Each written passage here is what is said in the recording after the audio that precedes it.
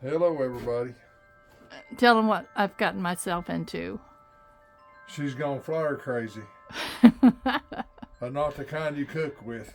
No, and that's the only kind he likes is what you eat. He doesn't like to garden anything that. I don't know one flower from another.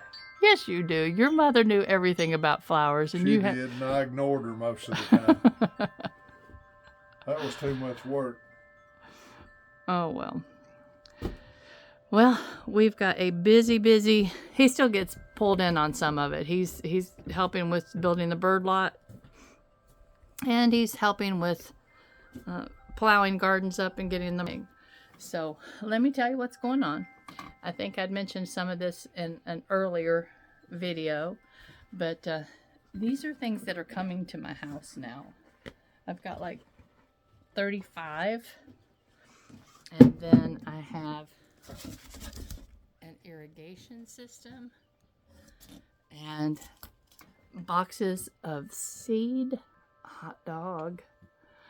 Yeah, this is getting exciting. So let me give you the rundown on what's happening. I had told y'all that Chelsea and I were actually going to go forward with the cut flower farming, and so we have ordered most everything that we need. I've got film, the biodegradable film for our beds. Hugh and I showed you last week where we had gone after the rotavator. So hopefully by Friday this week, Thursday, everything's going to be dry enough for him to till and to powder with the rotavator and to build the beds with the the potato, the hiller. It's just a hilling tool. And then Chelsea and I will go back and we will get the clumps, whatever clumps are left on, we will get those clumps off, and we'll spread the top smooth, put down our we'll be putting some organic fertilizer in the 532 or 543, and so it's just a very gentle fertilizer just to give them a good umph. And this fall hopefully we'll be adding a lot of compost, but we'll still be doing just the organic fertilizer every spring. And then we'll be pulling the irrigation tape and putting the Bio 360 film on the beds that are going to be transplants, those that will be sowing seed directly into. And the sunflowers, even though the sunflowers will go out as transplants, they won't get any biofilm on them. We'll just have to keep them hoed out just very gently, and I'll show you all that as we go. But I'm getting excited. This is something I've wanted to do for about 7 years now. We didn't move back over here until about, 5 years ago. And then we had multiple things happen with Hugh's stroke and and I was still taking care of my mom until 2019. So that's something I couldn't have spent that much time doing those things then. Hugh's stroke, of course, slowed a lot of things down, and he has healed to the point that he can do those things that he needs to do to help us. And then Hugh's mama died, my mama died, Hugh's sister died. We had several years of just kind of upheaval, moving from house to house because Hugh's sister wanted to live in the small house across the road, and we moved over here into this larger home. And so there was just a lot of busy stuff. All the sad stuff and the busy stuff are now behind us. I want to say that with complete confidence. And it's going to be a different type of busy now. It's going to be the busyness of growing beautiful cut flowers and finding markets for them. That's the trick. I'm looking totally forward to the busyness of growing, but not the busyness of finding markets. So Chelsea is the business person. She's taken a lot of business classes, and she can handle that end of it. I'm going to let her totally, completely. We do have a Facebook page. If any of you have not found us yet on Facebook, if you do Facebook, it is Phoenix. I have a hard time remembering this. Phoenix Acres Farm. That's a mouthful, but she wanted to use the word Phoenix in it because she told me, she says, Mom, we both have just kind of risen from the ashes, And she's right. I think everybody have those times in their lives where they kind of rise from the ashes. So she wanted, that was important to her to have that signification. And the rest of it kind of got put in there because of the Phoenix Farms being used, and Phoenix Acres, she said, sounded too much like housing development. So in order to get it all in there that signifies what we are, it ended up being Phoenix Acres Farm. So we'll go with it. That's what it is. All right. Now, I want to walk around with y'all real quickly, show you the plan, show you what we're doing. Some of you have already seen this in some of the shorts and whatnot. But I also wanted to let y'all know that for those of you that are flower junkies like me, we're going to actually have a YouTube channel called Phoenix Acres Farm. We haven't set it up yet. That'll be in just a little bit, within probably the next few weeks, month at the most. But for those of you that love the whole gardening aspect of life, you can follow along with us every day. I'm hoping not to do the shorts so much. There'll be some shorts, but I'm hoping to do more of the actual setting the what is that thing called? The GoPro up, making a longer film, and Chelsea will edit those down and put them on the next days for the next day YouTube, so you can actually garden with us. And I know this doesn't appeal to all of you out there. I understand that. At one point in my life, gardening was not my friend either. I think I told y'all that story. I'll tell you again sometime. But I love gardening, have for the past now 13, 14 years. And it's just part of my life. So those of you that want to join with us on this venture, you'll have to YouTube with us. We would love that. I'm keeping the encouragement circle going because I've made some wonderful friends on here. And I love hearing about what's going on in your lives when you share with me on the comment section. And I like just chatting with you about life stuff. The new channel will not be about life stuff. It's just truly going to be just about gardening. Just mostly it will be the cut flower farm, but it will also include some vegetables. And as we start building the raised beds and the permanent beds, it will be about some of the perennial plants. And also I plan on, over the course of the next few years, putting in a pretty good sized strawberry patch and a pretty good sized blueberry patch, and growing some grapes and some raspberries and things like that. So yeah, it's going to be a busy time for years to come. All right, let me turn you around and let's take a walk. All right, first of all, let me close this thing down. I don't need it that big. I do want to, this porch, you have to ignore it. It's just covered up with all kinds of miscellaneous stuff at this moment in time. There's my buckets. Let me see. Potting, we've been doing some planting out here. Our little planting trays over there. And this porch is going to be totally, completely empty. There's not even going to be a cat house on it. The cat house is way back there in the corner. And the cats do use it, y'all. Hugh has seen them coming out 4 and 5 at a time on the chilly mornings. So they do like it. Now these posts will probably be in place by the end of next week. Hugh and I are going to work to get these plant walls built. But they're not going to be plant walls now. They're going to be flower walls. And that makes me excited. Each shelf will go, there'll be 3 shelves, probably 2 shelves, and then some of the flower containers will set on the floor. But there'll be shelves going across, and there'll be openings cut into those shelves that will allow those black pots to fit down inside. Let me show you.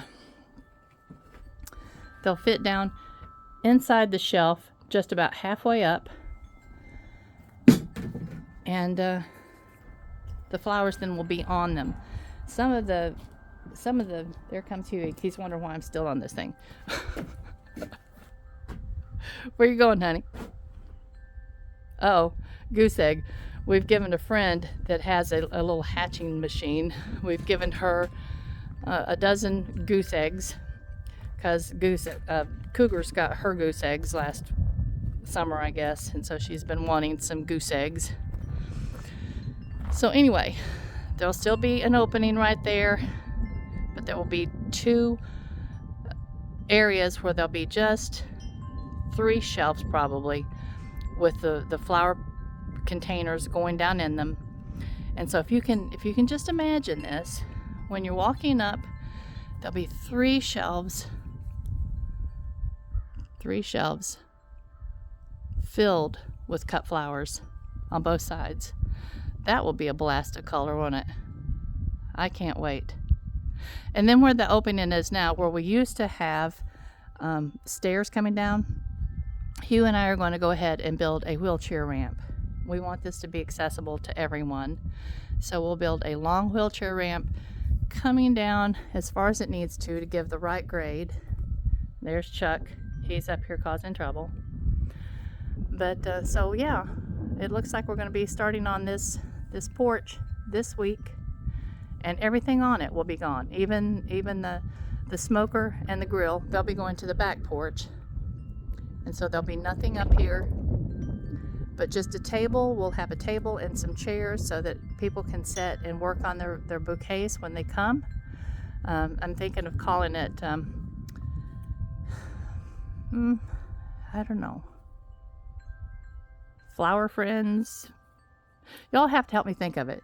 And the idea is this: once a week, probably toward the weekend, maybe on Thursday or Friday, I'll have an afternoon and evening where I would love to invite anyone that's in the area, or anyone that lives around here, anyone that would like to come and build their own bouquet or choose their own cut flowers. They can come up on the porch and pick out the flowers that they want according to the colors and the types, and build their bouquets. We'll rubber band them together and put them in a sleeve, and they can take them home that way. Or if they prefer, they can even bring their vase, the container they're going to put their flowers in, and just arrange it right here on the porch. It'd be a little tough getting it home intact, but that's one of our marketing ideas. And I'm thinking I'll carry that, if it's a successful idea, I'm thinking of carrying that on over to 2 of the other market areas that we're going to be using. And Presnell's, I've taken you into that little store. Presnell's will be one of them, and Presnell's will they have a little shed in the back, a little picnic shed, because they have a food truck. It's way past morning, silly. Actually, it's still morning, I think. But anyway, I'll have the same type of setup there one afternoon a week, and invite their customers to come in and build their bouquets. We also have, and they'll be carrying bouquets for me throughout the week, throughout the summer months. And then also we have the same type of venue over in Canton, and I haven't spoken with them yet. I'm hoping that they're on board with the same ideas, or carrying our cut flowers at least. So that's exciting. And then we'll also be, when we have actually a bulk of flowers that we can put in buckets and take to florists, we'll take them, show them our product, and give them the samples to use in their bouquets, and try to start building some business friendships with some florists in the area. I'm hoping not to do farmers markets. We may end up doing farmers markets, but I've had experience with farmers markets, and they're a whole lot of work. The farmers markets in our area here in Haywood County, they're not very large. There's one over in Waynesville that is fairly large, but it's absolutely stuffed full. And the others in the county are pretty small. No, Mox, hush. But Asheville has a number of fabulous farmers markets, but they also have a lot of cut flower growers over there, so there's not really a need to try to plug into one of those and compete with, you know, what's already a glut in the market. So I've done the farmers markets, hope not to have to do that again. So this field is going to be the main field we're going to grow everything in, our vegetables and also the cut flowers, except for the sunflowers. The sunflowers will be on the other side of the road, and we're going to keep all of those together. I'll probably add some other things in those cut flower fields so it's not a monoculture over there. But this is a pretty good sized field right here. It's about a ½ acre. So it's had a winter crop on it. I can't even think what that's called. My mind goes blank so easy. It's just kind of sad. But so anyway, that will be tilled up hopefully by Thursday. We've had so much rain, and this whole idea came about too late in the season to get these fields ready last fall, which would have been preferable. So since they weren't prepared in the fall, we've got to find a dry little streak so we can get the fields tilled and use the new rotavator on them, the new old rotavator, and the hiller, and get the beds hilled up, beds smoothed down, some light fertilizer in them, which will be like a 5-4-3, an organic fertilizer mixed in, and then the irrigation tape and the Bio 360 film, which is a biodegradable plastic that gives you about ½ a year of weed-free growing. And so now that won't go on all of the beds. That will go on a lot of the beds that will receive transplants, but the sunflowers will not get the biofilm, and neither will any beds that are actually sown from seed that are not transplants. So that's the goal right now, y'all. It's ambitious. It's exciting. Somewhat exhausting, but I think that I'm feeling good to go, and Chelsea and I are going to just make a go of this little venture, create our own little business and an income that will provide what she needs and what I need and what Huey needs, and mostly just an outlet for me for growing stuff. I love it. I love it. I love it. So I'm going to take y'all back here real quick. I know some of you probably saw the short yesterday that where we're building the bird lot, but I wanted to show you what's going on back here for those of you that didn't.